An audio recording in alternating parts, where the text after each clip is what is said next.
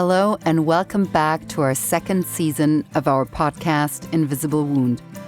This limited 5-episode podcast series is part of our larger project called Hakara, Facing Transgenerational Trauma. This project was initiated by AMCHA Germany and funded by the German Foreign Office. AMCHA Germany supports the Israeli NGO AMCHA that was established in 1987 by a group of Holocaust survivors and devoted mental health professionals. AMCHA Israel offers psychosocial support for Holocaust survivors and their families in 15 centers across the country. My name is Sharon Ryba-Kahn. I'm a Berlin-based filmmaker and third generation of survivors of the Shoah. This is the perspective I'll be speaking from. In the first season of this podcast, we focused on the perspective of Aboriginal Australians and their experiences of collective transgenerational trauma. You can listen to the episodes on Spotify and YouTube. For this season, we have chosen a different approach. We will be talking to trauma experts and artists with different perspectives and different experiences of transgenerational, collective, and genocidal violence. What they have in common is their activism and engagement to address the effects of trauma throughout generations and societal boundaries. But now, let's welcome Ella. Hi and welcome, Ella. Would you please be so kind and introduce yourself? Yes, I will. And thank you very much for having me on your podcast today, Sharon. I'm very excited to talk to you. So my name is Ella Dreyfus and I am a 62-year-old woman living in Sydney, Australia. I am a visual artist and I am a Jewish person as well as Australian, and recently became a German citizen a few years ago as well. And I have spent my life being curious about what's invisible, which is why I love the name of your podcast so much. Because as an artist, I'm always scratching around and being curious and investigating things that can't be seen. And for at least 20 years, I photographed the body and I looked at the body in states of transformation, in states where it was normally hidden and invisible. And I investigated all the things that we're not allowed to see, the taboos surrounding the body.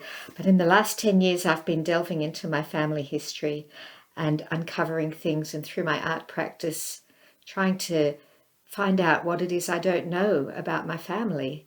And I've recently made a film, and we'll talk about that some more, I'm sure. So thank you for that. You know that the topic is essentially collective transgenerational trauma. So when I say to you collective transgenerational trauma, what comes up for you? Well, actually, some tears come up straight away because it's a term I'm familiar with, perhaps in the last 10 years.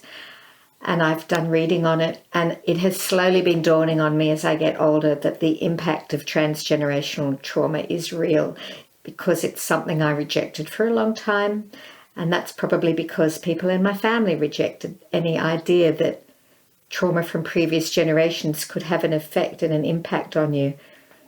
And nowadays I know, not just academically, theoretically, that this is true, but I know it much more now on a personal level. And I start to see that around me and feel it in myself as well. So you were saying that there was a rejection of the trauma. I mean, that is a very big statement, essentially. What does that mean? How does that manifest? Well, for me personally, I am the first generation on my father's side of someone who is related to Germany, to having escaped from the Holocaust, as my father and his brother did in 1939 on a Kindertransport, which was a children's boat. Not the whole boat wasn't for children. In fact, there were only 17 children in this group. So their lives were being affected from 1933 onwards in Germany as Jews, with the increasing prejudice against Jews and the way their lives had to change. They had to leave school, they had to move cities, they had to live in certain places. And bit by bit, their lives became more and more in danger until it got to the point where their parents, my grandparents, found a way to put their two young boys, aged 10 and 11, onto a boat, first a train, then a boat, and sail all the way to Melbourne, Australia, not knowing whether they would ever see them again. Now, on paper you go, oh yeah, that's what they did. Yes, we know that. But it's taken me so long to understand that my father and his brother and their personalities and their behaviours must surely have been impacted by the fact that as children, they were sent away without any knowledge, away from their home, from their country, from their parents, into the unknown. And I would say that they and the other children, some of whom I've met, and some of whose children I've met, experienced trauma from escaping the Holocaust in that manner. Now, my father would never admit to any of this, not that he even talked to us about it, but just the little hints I know. For example, he would never have identified himself as a Holocaust survivor. And why should he? He wasn't in the camps. He didn't suffer in that way. Yet he did survive, and he survived a trauma, that of loss of homeland and parents, as I explained. So how did this impact on him? This is not something that there's a textbook answer to. But the more one learns about what intergenerational trauma is, the more one sees that he, of course, was impacted. And that led to his children, in my opinion, growing up in a house where there were unspoken histories and memories. And for me personally, I felt there was a very dark cloud hanging over our family, despite the obvious trappings of middle-class wealth, nice home in the suburbs, two cars in the garage, children at good schools, all the successes that the migrant can have and did through sheer hard work and opportunity in Australia. Yet there was a darkness and an emotional absence of something very deep and dark, which I didn't know what it was. Is there a specific memory that you can think of right now, or a specific feeling where that manifested? Does that make sense? Yes, it does. And this is how I'll describe it. When my father was in the room, like say, for example, around the dinner table in the kitchen, there was a tension, a terrible tension in the air. He was a very unrelaxed person. He had chronic anxiety, which isn't to say he didn't relax. And he was an observant Jew. And as he got older, he became more and more observant. So the Saturday was the Sabbath and the rest day. And I did see him quite happy in his synagogue. He found a real home there. But a lot of the time, he was a very driven person with a lot of anxiety. And when he would leave the dinner table, we'd all kind of, without saying anything, we'd breathe a collective sigh of relief. He's gone. And then we'd all just relax and do our thing. Because he was always nitpicking at us, slapping you if you picked at your food the wrong way, or just this sort of, I don't know even what to call it, this sort of chronic vigilance all the time. But what happened for me was that I became aware that I was very afraid of Germany and Germans, and I didn't want to meet any Germans. And as I got older into my 20s and I would meet, there was always backpackers from Germany, and my friend would meet someone down at Bondi Beach and take them home, and we'd get to know these guys. And I had a terribly fearful attitude towards Germans, but I also had a deep curiosity and a longing to know them. But I felt I wasn't allowed to, and I shouldn't know them. And it was breaking a taboo, and I was betraying my father if I took an interest in anybody who was German. So I kept away. And many people went on overseas trips to Europe, and I went to various countries in my 20s and teens, but I never went to Germany. I never went to Middle Europe. I just stayed right away. I had a real fear of going there. And I probably wasn't the only one, but we just didn't talk about it. Nobody talked about anything to do with Germany. It's not like we didn't ask Dad occasionally about his childhood and his past, but he'd kind of get up and leave the room. You described this incredibly powerful silence and then sigh of relief that everybody had. once your father got up. Do you think now in retrospect that there was some sort of survivor's guilt also inside of him? I mean, did he speak about the Shoah? Nothing. Zero. Not at all. Shum davar. Absolutely nothing. This is the weird thing, because it wasn't until I was probably in my 40s and 50s when I came across Uncle George's books. Uncle George in Melbourne, Dad's brother, he's been a well-known composer in Australia, and so he's written a couple of books about his musical life, but always at the beginning of the books he gives a bit of family history. Well, you can imagine my shock when I discovered that my great-grandparents, that's Richard and George's grandparents, whose names were David Albert and Ida Runsenberg, were murdered in concentration camps. Firstly, in Auschwitz, that was Ida Runsenberg, and David Albert in Theresienstadt. And I had no idea. So not only did he mention the Holocaust or the Shoah or the 6 million or his childhood, he didn't mention that his own grandparents had died in concentration camps. It was a very big shock for me, and I didn't know what to do with that information, and I really didn't even tell anyone about that discovery. And that is even though you grew up in a very Jewish surrounding, didn't you? I mean, you were not the only Jewish girl around you, right? Or how was that? Oh, indeed. I went to Jewish primary school, as did my sister. We went to, and the elder ones went to Sunday school. We were devout and dedicated members of the synagogue. We all went to the Zionist youth groups, all 4 kids, for over 10 years. And all 4 of us went on the Israel programs, the education programs, after we finished high school. All 4 of us.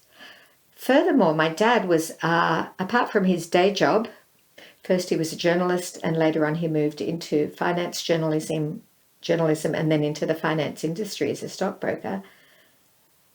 He was spending all his other hours working for Jewish community on the founding board of Masada College, the school we went to, the Jewish day school. He was president of the synagogue, treasurer, on the board.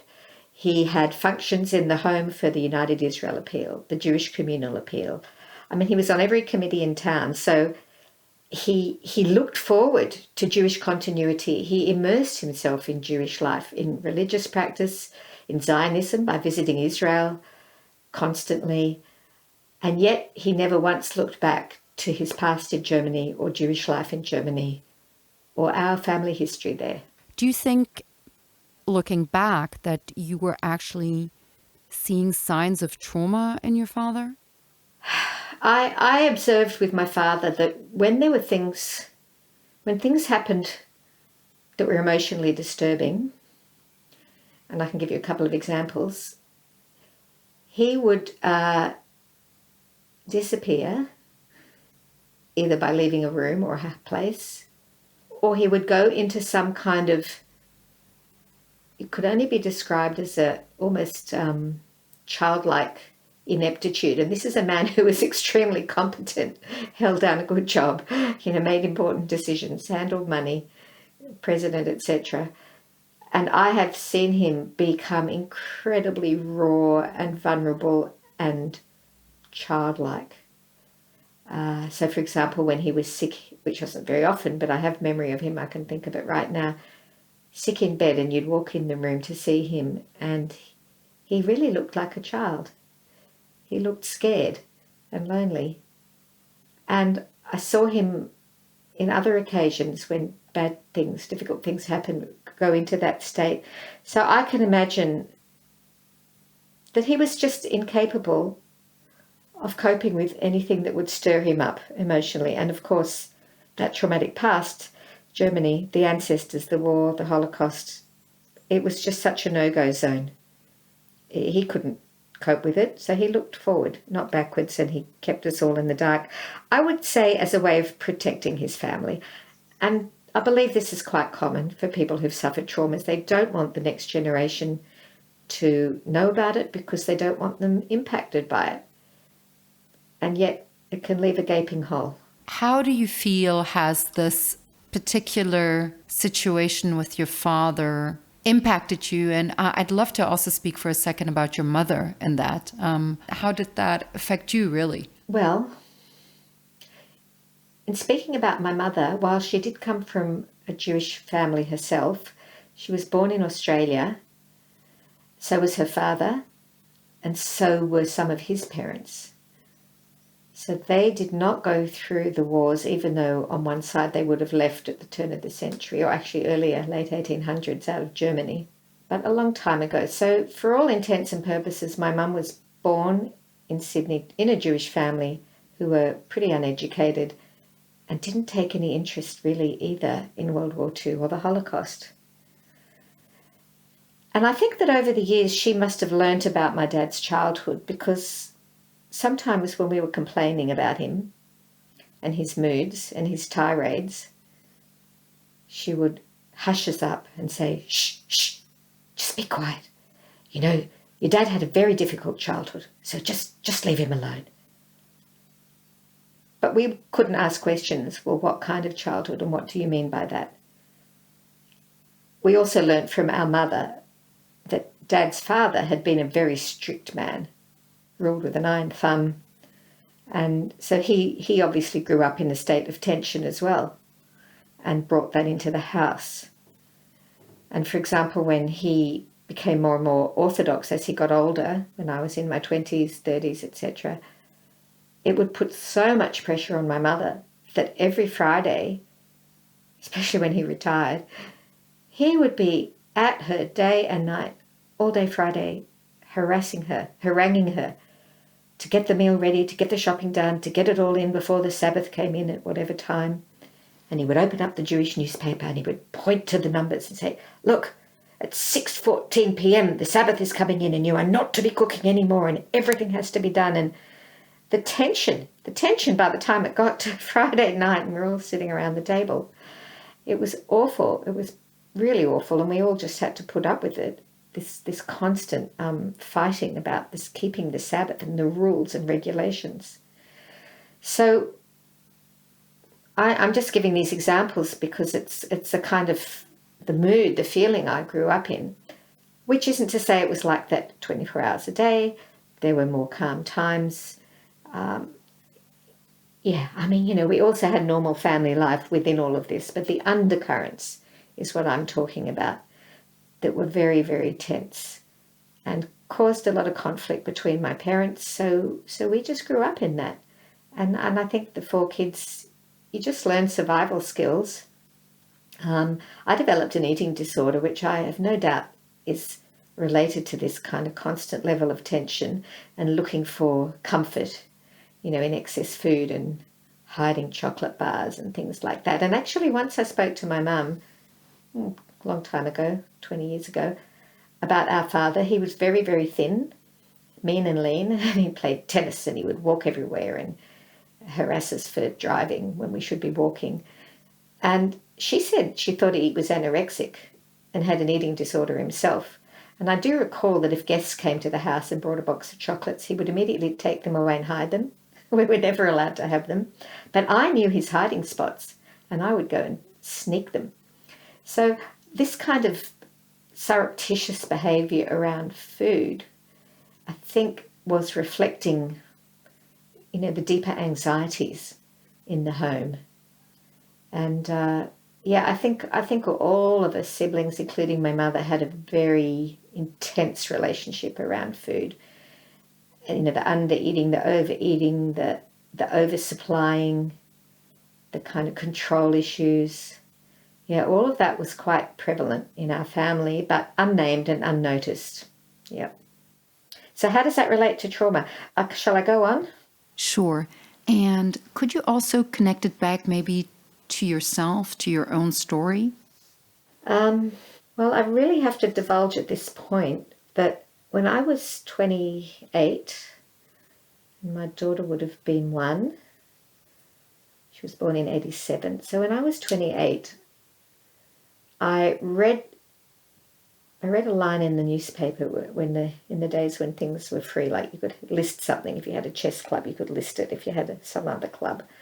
And I read this line and it said, "Are you a compulsive overeater? Do you want to know why?" And I said to my friend Louise, "I wonder what that means. What the hell? Let's go and check it out." I didn't know what it was. So off we went to some meeting in some dark old cold church hall in the suburbs. And it turned out we were in a 12-step group called Overeaters Anonymous.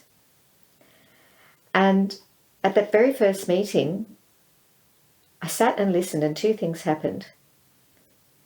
One was I got to hear people talk about my secrets and my behaviours with food and my own feelings about my body and body shame.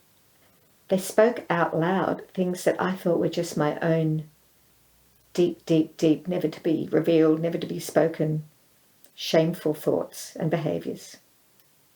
And secondly, I heard people speaking and no one interrupted them. And they asked me to speak, and it really took a lot of courage and my heart thumping to get up and go to the front of the room and say something, but I did. And no one interrupted me. And I could finish what I was saying. And you won't believe it, but that was the first time that had happened in my life, because I came from a family where you were talked over and talked at and told what you should be thinking and interrupted constantly. And those two things brought me back the next week. And from then on, I kept going because I kept hearing my story being told, or aspects of it, that were deep, painful secrets. And while it's not that people were telling me about their parents' war traumas, but over the years and years of listening to people's sense of shame, not just about their bodies, but other things too in their lives and how they relate to people in the world, because really these groups are just self-help groups where people talk about themselves. I learnt so much, and I started to piece together my own history. And yes, a relationship with food and body image, but far deeper than that as well. Really about emotional states of being. So that was a moment you felt seen with your trauma. Or if your eating disorder was a product of your trauma, which is what I've understood, you were seen, you felt seen? Yes, that's a very good way of putting it. Seen, validated, and understood. And loved, actually. There's a lot of love in those meetings because you're not judged. There's an unconditional love, even if you don't know everybody. There is something very, very sacred about giving another person the floor, like you're doing now to me. You're giving me the space to open up and to be heard and to be cared for, deeply cared for, even by complete strangers. It's a feeling in the room which is really sacred, and I would say spiritual as well. What is your goal personally? Is it to be seen? Is it healing? Is it change in society? I mean, what is your wish, your deep wish in this? I think that at the outset, there is no goal at the outset except to follow my own intuition, to honour and respect where my intuitive processes take me, because the art making reveals itself as you do it. It's not black and white from the beginning, like a textbook, follow A plus B plus C and you will get D. It's not like that. Art making is a process, and you uncover things as you go and you learn on the job. But there's no question that I am motivated by politics, like feminism, for example, and this great desire to well, in my earlier years, not so much now, but the earlier years were certainly driven by a strong feminist drive and theory to combat the terrible pressure women were under to conform to some stereotype of body image. And of course, I didn't really have any impact because it's gotten a lot worse since the years I was doing that work. Oh my God, it's gotten a lot worse now. thanks to the digital age. So of course I have had strong political, historical motives, feminist practices leading me in feminist discourse, pushing me in the early years, 20 years worth of that work. And in more recent years, I guess, especially the last 10, I've been driven by a desire to go away from the body into more inner emotional states and historical states. So the work I've done on my own Jewish history has been my way to bring out a history I didn't know and to bring it out into a public forum and to combat anti-Semitism, which is also inbuilt within me. I think I grew up with such a kind of knowledge of anti-Semitism, feeling it, knowing the history of Europe, but also even in my day-to-day life in Sydney. And coming out, you could say, as a Jewish artist was quite scary. It took me some bravery to put myself and my Jewish identity into my art practice. So you mean identifying yourself or showing yourself as an Australian artist versus a Jewish artist? Sure. Well, this is the strange dichotomy that goes on, because while I grew up, as I said earlier, in an incredibly Jewish household and in a Jewish community, and went to Israel and did all of that, and had lots of Jewish friends, there was still a fear in my Australian life. Just say if I was meeting people or going to university or working in regular life, secular life, should I tell people that I'm Jewish? And if I'd said that to people, they'd go, are you kidding me? And we know you're Jewish. It's written all over you. But that doesn't matter. It's what I felt inside that was the issue, that it wasn't okay, that it was still unsafe to say I was Jewish. And I remember even with my daughter talking about this as she went through university. She's 34 now. And even my husband said this. He works in education too, and he works in a multicultural part of Sydney, in the city. At what point do you divulge to others that you are of a Jewish descent? Because you might encounter racism, anti-Semitism, hatred, disdain, any number of things which really are point blank anti-Semitism. And it does happen. There's nothing, Jews are not attacked in the streets in Australia. In fact, Muslims are more likely to be attacked, especially after, the Twin Towers came down and all the fear and loathing of Muslims. So there are plenty of other people besides Jews in Australia who might be the target of racism. And let's also talk about Aboriginal, Indigenous Australians, who would be the target of far more racism than Jews, in my experience or knowledge. Yet for me and others I know, there's been a fear of when do we out ourselves, even in this sort of tolerant multicultural country as Australia is. Have you ever asked yourself the question if your fears are real? Yeah, I have, and I think it probably is a result of the trauma, because there's no evidence really, even though it doesn't mean small acts of anti-Semitism do happen around you anywhere in the world. They'll be happening, and they happen to me in small ways, but I was never physically in danger, but emotionally I was in danger, and historically I was in danger.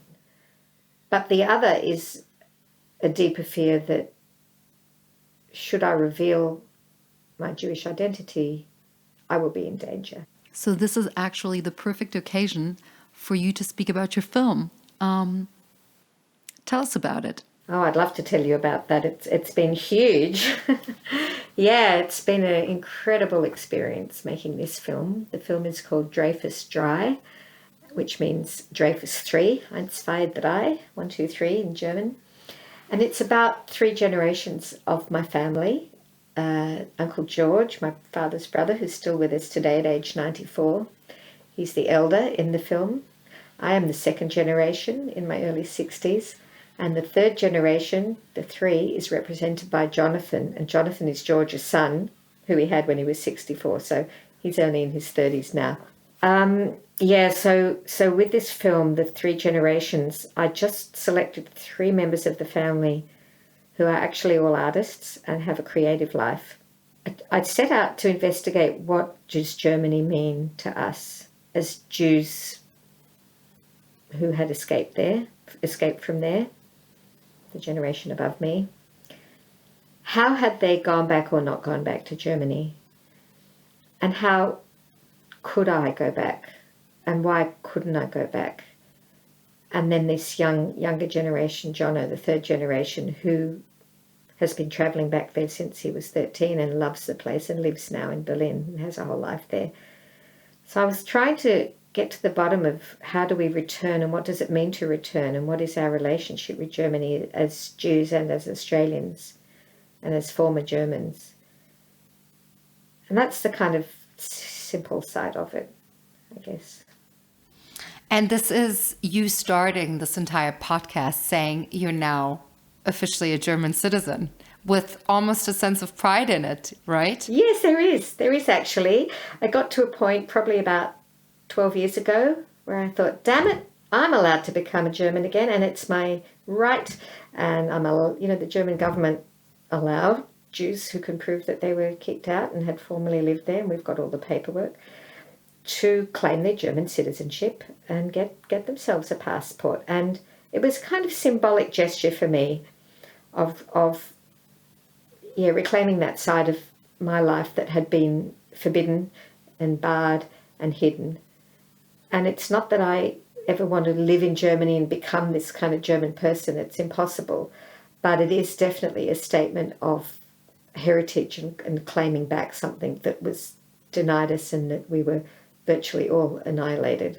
So tell me about the process, but specifically about your revelations linked to trauma and that filmmaking process, and maybe even on a transgenerational level.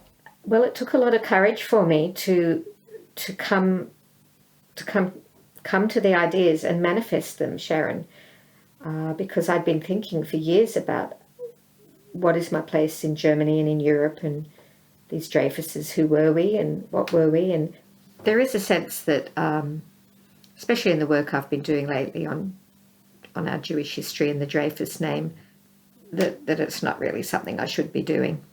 And why is that? Because people just don't want to know. It's too difficult. One of my sisters in the film, she says, no, I don't want to go back to Germany. I never want to go back there, and I never will go back there. And don't mind if you do. I can watch on from a distance, but it's not something I'm going to do. And we interviewed my brother about how he went with his wife and daughter to Auschwitz and did all the education tours. And I said, did you have any idea that your great-grandmother, Ida Ransenberg, was murdered there? And he said, no, and it wouldn't have made any difference to me either. And I said, why not? Well, because lots of Jews were murdered there. So what does that mean? It didn't touch him. But is that just a protective mechanism, you think, or do you really think it didn't touch him? I think that his protective coat is so thick that it really didn't touch him. Once, when was it?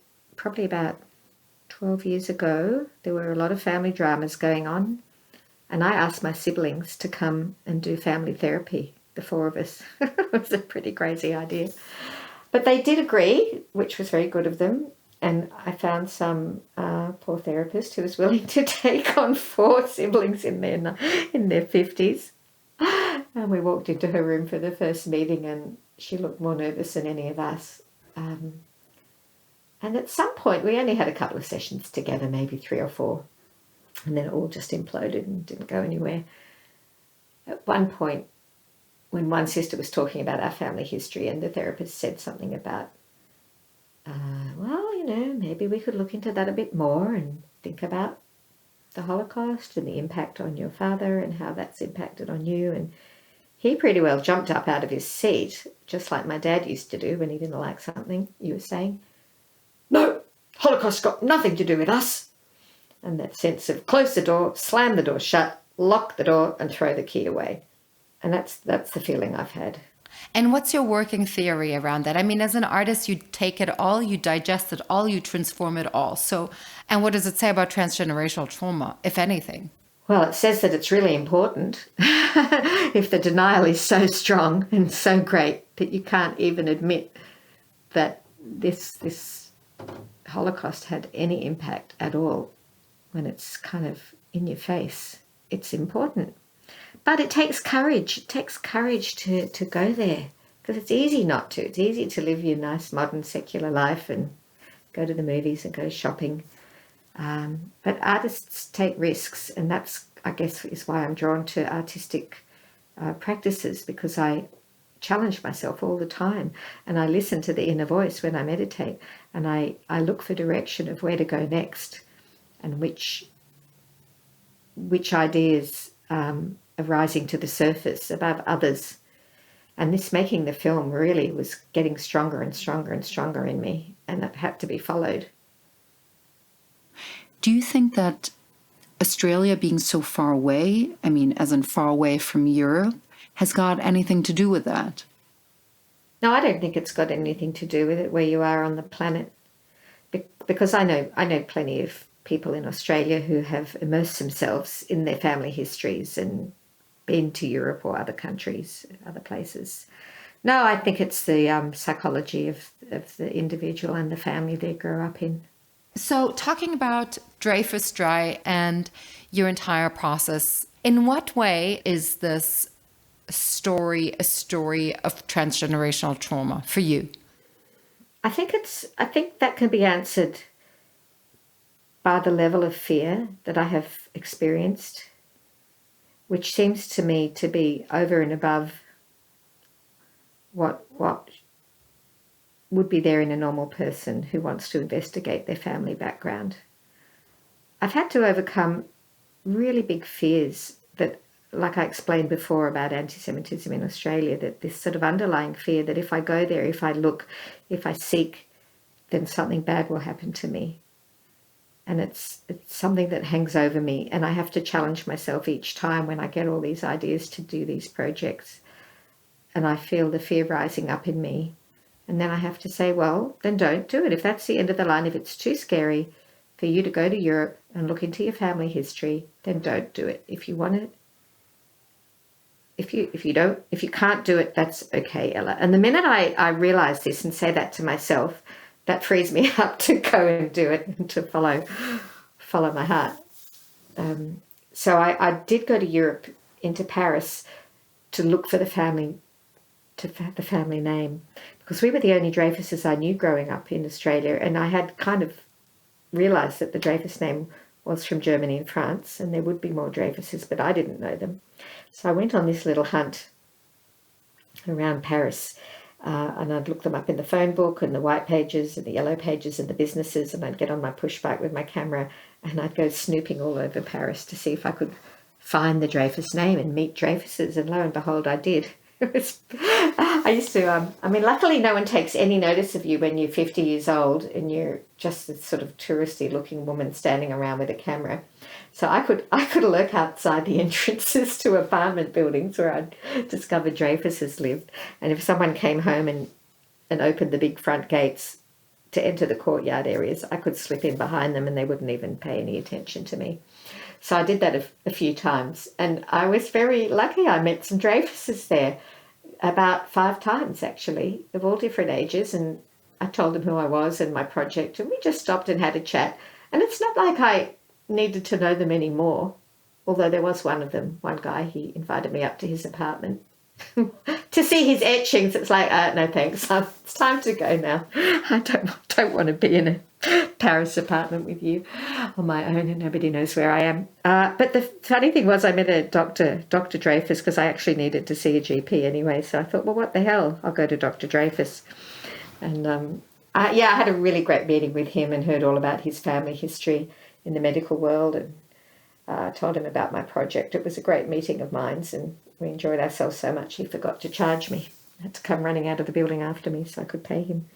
But yeah, there was this sort of seeking of something that was lost.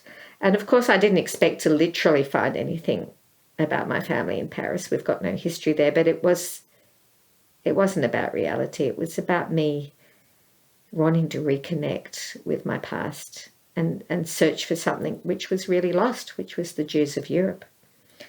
And the next time I went to Europe was in 2017 when I undertook a residency in an art house in the city of Wiesbaden, which had been the city my great-grandparents had lived in and where their final home was before deportation. And I made a beautiful project there. And again, it took me a lot of courage to do this because I took to Europe with me these brightly coloured felt letters that I had stitched. They were like children's letters in felt and slightly 3D. They were raised. And I took them with me, as I had done in Paris when I wrote with them in French, and in Germany, in Wiesbaden. I went around public places and allowed myself to walk and walk and walk until I found locations that resonated with me and could quietly imagine, maybe my great-grandparents walked through this alleyway or passage or this entrance to a building or inside this apartment. And I placed the names of all my 3 generations of my ancestors, so my father, his parents, and their parents. And I placed them up inside and outside around the streets and buildings. And I declared their names in places where they had not actually been, but I felt they may have been. So I was kind of resurrecting the feelings and bringing them back to life. And this was really transforming for me because I gave them back their identity and integrity. And I wrote in German, Ich bin Jude, I am a Jew. Or Wir sind Juden, we are Jews. And mein Name ist Paula, mein Name ist Richard, my name is Paula, my name is Richard.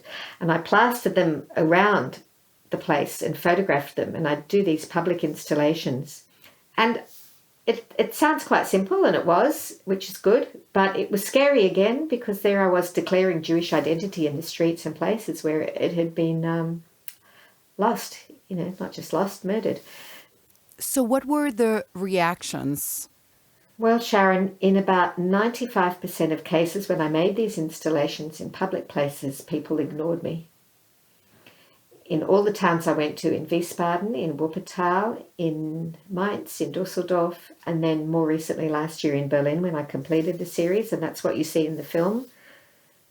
Honestly, 95% of the time I was ignored. People just got about their business, didn't engage, didn't find it interesting. And I did ask Germans there who I met, why do you think that is? And I mean, it's not like people have to take an interest in some woman putting up letters on the walls. I mean, why do they? They don't. They're busy. They've got to get to an appointment. But I know that I would stop if I saw someone in Sydney doing that. I would definitely stop and want to know what the hell they were doing and engage in a conversation. But yeah, people were keeping to themselves, kept very busy. On the few times when they stopped to talk, I welcomed the conversation, if it was in English. That was a bit of a language barrier, but I welcomed it and I told them what I was doing. And in those small percentages of times, people were quite interested and thoughtful and respectful that I was really making a modern day memorial to the lost ancestors. They got it. In Wiesbaden in 2018, when the exhibition was on in this beautiful small German Jewish history museum, I had people from Wiesbaden actually coming up to me and writing in the visitors book, thanking me for coming back because they know Australia is a hell of a long way to come. And they know that for Jews, it could be pretty hard to come back to the city in Germany where your ancestors were murdered and deported and suffered terrible things. And they really thank me. People who go to galleries generally do have more interest, obviously, in ideas and concepts. And they thank me for making a cultural contribution to their city. And that meant so much to me because I am just this solo artist following my nose and my curiosity. But I did feel after that I'd contributed something. And it helps me come to terms with the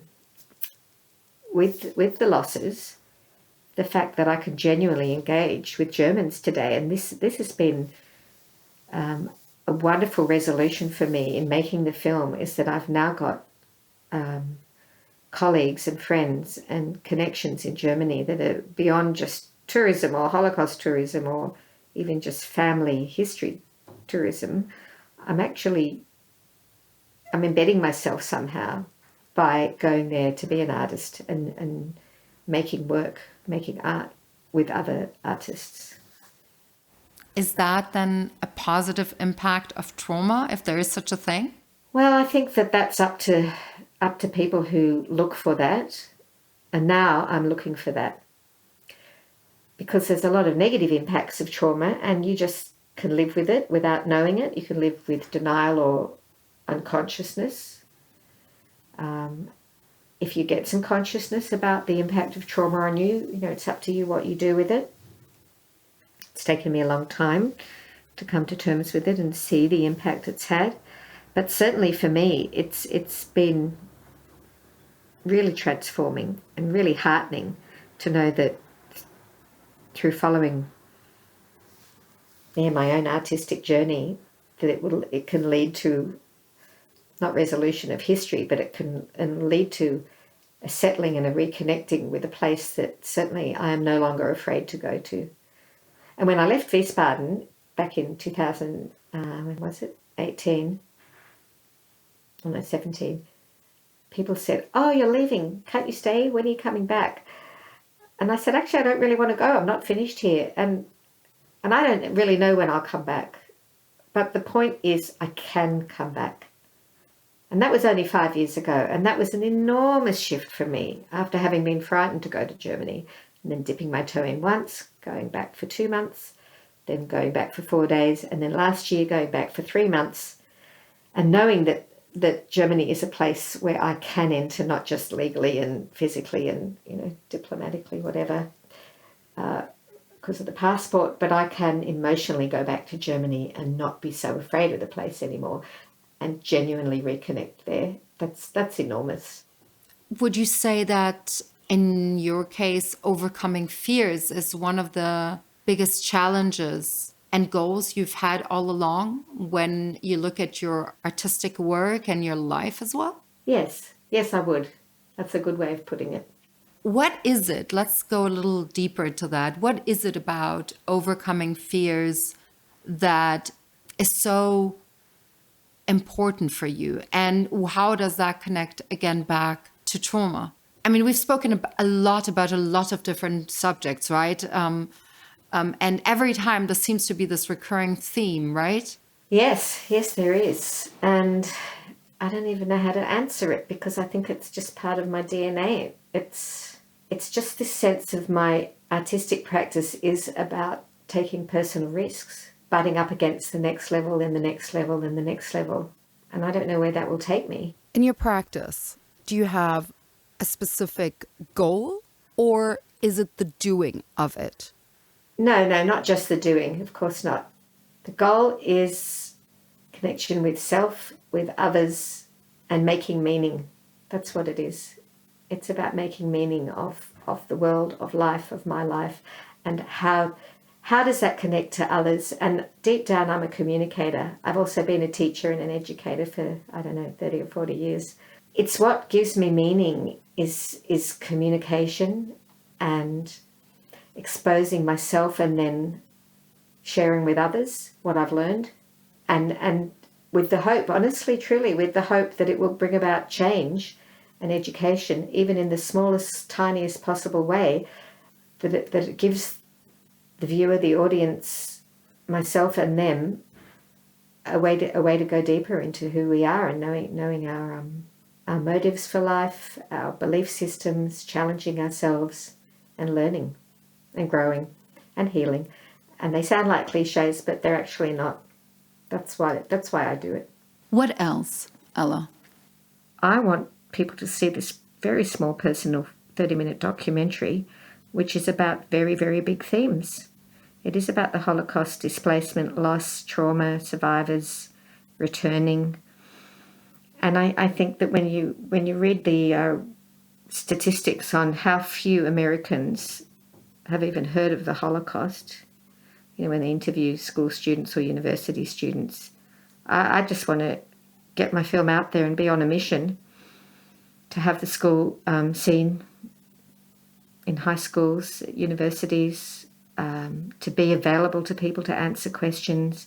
Like this is my part in it, my small part. It's through the personal and the bigger political picture, and something I've devoted myself to in making this film, is to then see it out there into the world. And I'm so overwhelmed by audiences who, I always do a 30-minute Q&A with the audience after the film. And then we stand around in the foyer afterwards talking. And numbers of people who come up to you and want to tell you their family history and their historical traumas. And my film, as my previous artwork did, in me revealing something personal about myself and my particular slant on history or the body or trauma, it gives people permission to then open up and share their experiences. And to me, this is the icing on the cake. This is the true purpose of my art practice, is to bring other people into a state where they can then have the courage and the safety, I suppose, to share what they need to say. And that is why I say that that's all I can do, in response to Ukraine or other traumas happening around the world and other wars. I mean, thank God we've got a change of government here in Australia now, and we can be more kind and humane to our refugees and hopefully start taking more in.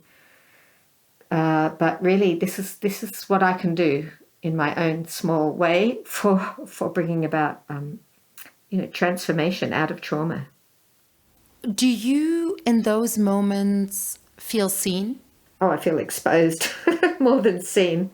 So exposed with your trauma versus seen with your trauma. Yes, I think being filmed, I've never been filmed before, and I didn't set out to have myself in the film so much, but just through the editing process and the way the story unfolded when we were making the film, it did seem that I had to be the main protagonist on the discovery journey. So I'm in the film a lot. And people get to see me in the presence of my uncle and my cousin, and how rude they were to me and how hard that was for me. Oh, well, not rude, but, they were pretty challenging, shouting and carrying on. And then you see me walking inside the family homes and discovering things and being in the presence of the memories of our family and the places they lived in, and making discoveries that were quite profound, like walking in this garden that my dad, it was his last home in Germany, in Berlin, on the western side in Dahlem. And there I was standing inside the house and inside the garden. And you won't believe it, but in my research, before I even went to Germany last year to make the film, in my research in Australia, I came across 7 Super 8 films, original films, and I had them put onto digital platforms. And I sat down at home going through them all. And they were mostly family holidays from when we were children, or really great footage. My dad was a good photographer, actually. Footage of my mum walking around Jerusalem on Israel holidays. And then I found some film of Berlin. And I really had to sit up straight in my chair and go, hang on a minute, what's this? And it was footage that my dad had shot of sites in Berlin, like the wall, looking, standing up in that tower, looking over where the wall was.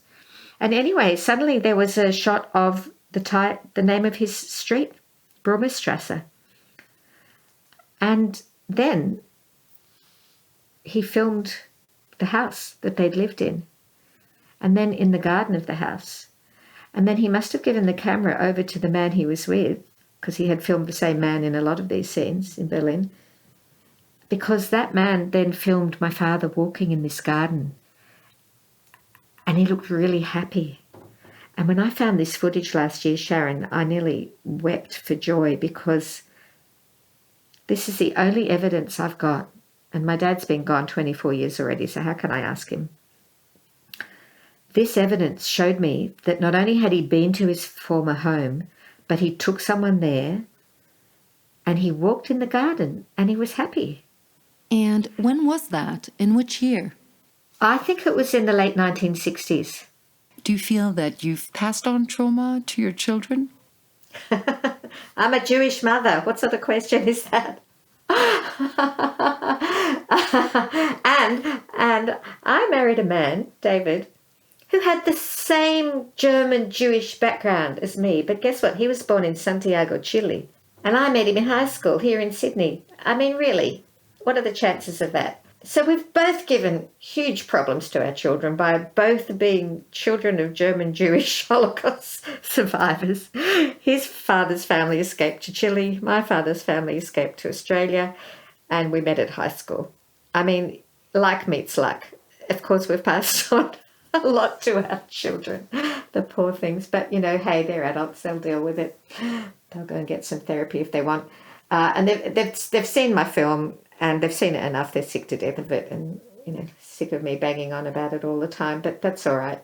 They're used to having a mother who's an artist. Anything else you would like to share with us about your filmmaking process? There's a scene in the film which is my side of the family, my siblings, their partners, kids, grandkids, around the Passover Seder table, all singing together. And this is a very, very poignant part of the film for me. We show it at the end of the film because my sister Rebecca died only 4 weeks after we filmed that. And she was dying of cancer when we did the filming in her home, and we interviewed her the next day.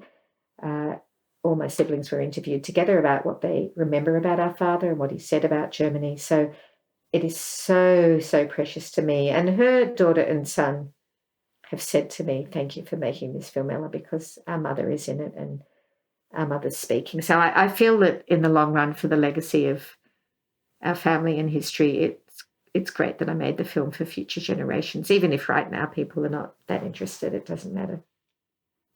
I'm grateful that they let me film them. But there is one more thing I wanted to tell you about. When I was in Germany last year, as I said, Australia was shut. And while I was away, Australia shut even tighter and started limiting and then halving the amount of people that could come back into the country, because the state premiers were saying, we can't cope. Everyone's bringing in COVID. We don't want it. Stop allowing people to come into this country. So the Prime Minister at the time kept reducing the numbers, and people's flights were being cancelled. And on the news, they kept saying 30, 40, 50,000 Australians are stranded overseas and cannot get back into their country. And when I was in Germany, my German colleagues were saying, what do you mean you can't go home? I said, I can't go home. And furthermore, I've had 3 flights cancelled. Now, this relates to the trauma because I was then stuck in Germany last year and I couldn't get home. And I cannot tell you what anxiety that caused me, to think that I might have to stay in Germany, moving into winter, didn't know when I would ever get home again. And it brought up an enormous terror in me. And I had to just live with that terror while I was making the film and get the film finished and just try and be in the day and know that something will happen and trust the universe, blah, blah, blah. Meanwhile, I couldn't sleep. I was just full of anxiety, had constant diarrhea, and was just, pretty hysterical quietly inside. And then out of the blue, the travel agent came up with a ticket for me, and she said, I've got you a ticket into Brisbane. Okay, not into Sydney, into Brisbane, another city. And do you want it? And I said, well, my God, I wasn't expecting this. I haven't finished the film. Didn't think this was happening. She said, you've got 2 days and I've booked you in anyway, so you better tell me if you want it or not.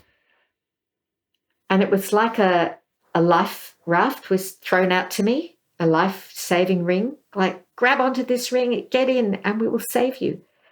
So naturally, I took the flight. And do you know what? From Singapore back to Sydney, there were 12 people. 12 people on a massive aeroplane. Like, this is how limited it was. I was one of 12 allowed back in that day, the one flight into Brisbane that day. I took the flight, but I left Germany in such a trauma the whole way home on the flight, and it was business class. This was my dream in life. For once, I get to go business class. I was so looking forward to it in theory, but in practice, it was the worst flight of my life.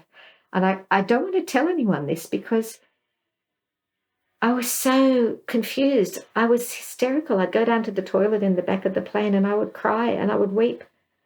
And I was beside myself and I couldn't settle. I wanted to go home, but I didn't want to leave Germany because the film wasn't finished. But I knew I had to leave. And I have spent months afterwards when I got home processing this with my therapist, because clearly what was happening was that the trauma of the escape, the historical trauma, was being stirred up in me. And it was inexplicable to me when everyone was saying, of course you took the flight to Brisbane. Who wouldn't get out if you were offered a ticket out when everyone else was stranded and you did not know when your country would open up again? You did the obvious thing to do, but I was torn up and shredded inside, and I couldn't, for the life of me, work out what it was about until weeks and months went by. And I was berating myself. You shouldn't have left. You shouldn't have left. You did the wrong thing. Why did you leave? I was I had to do hotel quarantine in Brisbane for 2 weeks on my own. And every day, even though you would think, oh, good, you're back, you're safe, you're home. No, I was crying and weeping and hysterical and couldn't console myself about the fact that I'd left. And all I can say now is that it just stirred up in me the family story of the Jews escaping and not wanting to leave home, not wanting to leave their country and be ripped. I felt ripped out of something. And it wasn't just about the film. It wasn't just about rules and COVID. It was something far deeper than that. And I don't like to tell people what happened to me, how much I suffered, because it makes it sound like, oh, I'm suffering as much as all those Jews. And of course, that's not in any way what I'm saying. But something so deep was stirred up. It was harrowing. And I was deeply traumatized by the leaving of Germany. And what else could it be besides me having a taste and an example at the core of my being of this huge loss, deep, deep, deep loss of family, of home, of life, of everything one held dear, even though I was safe back in Australia. Thank you, Ella, for this wonderful talk. Thank you, Sharon. Thank you for listening. This was our first episode of our podcast, Invisible Wound. If you liked what you heard, please consider donating to AMCHA. Your donation will go to supporting Holocaust survivors in need and their families. You will find more information in the link below, and don't forget to rate us on Spotify. In our next episode, we will be meeting Esther. She's an expert in the field.